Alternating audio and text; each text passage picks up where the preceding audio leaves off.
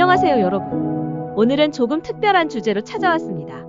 바로 우리에게 대언자, 즉 파라클레토스가 왜 필요한가 라는 말씀입니다. 안녕하세요. 반갑습니다. 대언자라는 단어, 익숙하지만 정확한 의미는 잘 모르는 분들도 많을 것 같아요. 헬라어로 파라클레토스라고 하는데 곁에서 돕는 자, 변호자, 안내자, 심지어 위로자라는 의미도 담겨 있습니다. 지난 몇 주간 설교에서 우리는 예수님이 흘리신 보혈의 능력에 대해 살펴봤습니다. 예수님의 피와 물이 단지 육체적 사건이 아니라 우리의 영혼을 깨끗이 하고 구원하는 하나님의 표적임을 배웠죠. 맞아요. 특히 예수님의 옆구리에서 나온 물과 피가 교회를 향한 생명의 문이라는 은혜도 기억할 수 있었습니다. 오늘은 그 연장선에서 왜 하나님이 우리에게 대언자를 세우셨는지, 그리고 성령과 예수님이 어떻게 그 대언자의 역할을 하시는지 함께 나누어 보려 합니다. 그렇다면 우리에게 대언자가 필요한 이유는 무엇인가요? 요한일서 2장 1절 말씀을 보면 우리가 죄를 범하여도 아버지 앞에서 우리에게 대언자가 있으니 곧 의로우신 예수 그리스도시라고 증언합니다. 여기서 말하는 대언자, 즉 파라클레토스는 하나님 앞에서 우리를 변호해주는 자를 뜻합니다. 세상의 법정에서 변호사가 무죄를 입증하듯 영적 법정에서는 예수님이 우리의 무죄를 선포해 주시는 거죠. 맞아요.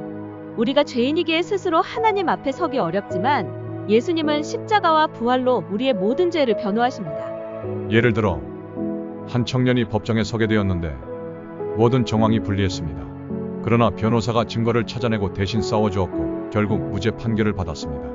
우리 삶도 마찬가지예요. 우리의 죄의 증거는 분명하지만 예수님은 십자가에서 온몸을 내어주셔서 우리를 변호해 주십니다.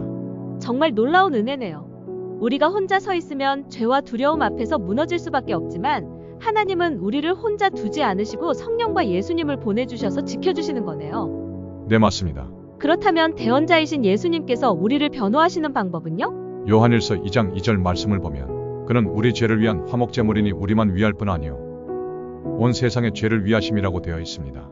여기서 중요한 것은 예수님의 속죄는 단순히 우리만을 위한 것이 아니라는 점입니다. 헬라어 힐라스모스는 하나님과 인간 사이의 관계를 회복시키는 화목제물을 뜻합니다. 예수님은 유대인뿐 아니라 모든 인류, 나아가 창조 세계 전체를 위해 속죄 제물이 되셨습니다. 로마서 8장 22절의 말씀처럼 죄로 인해 무너진 피조물도 회복의 소망을 가질 수 있는 거예요. 그래서 우리가 받은 복음은 우리만을 위한 것이 아니라 온 세상과 창조 세계까지 향한 메시지인 거군요? 바로 그렇습니다. 예수님의 십자가는 경계를 무너뜨리고 모든 사람과 창조 세계를 위한 구원의 문을 여십니다. 그러니까 대언자가 없으면 우리는 하나님 앞에 설 때 죄책감과 두려움에 눌릴 수밖에 없겠네요. 맞아요. 하지만 하나님은 우리를 혼자 두지 않으시고 성령과 예수님이라는 대언자를 세워주셨습니다.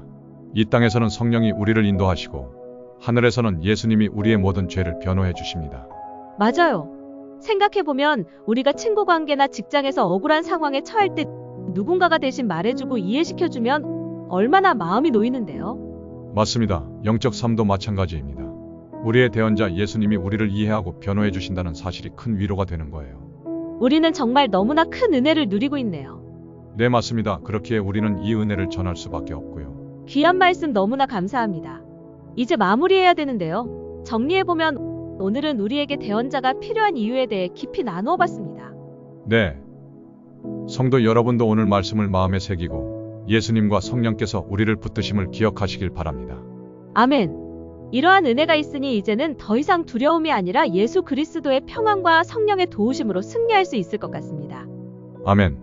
다음 주에는 이 주제를 이어서 대언자가 실제로 우리의 삶에서 어떻게 역사하시는지 더 구체적으로 살펴보겠습니다. 오늘 말씀 여기서 마치겠습니다. 사랑하는 성도님들, 이번 한 주도 오늘 주신 말씀을 통해 승리하시길 바랍니다.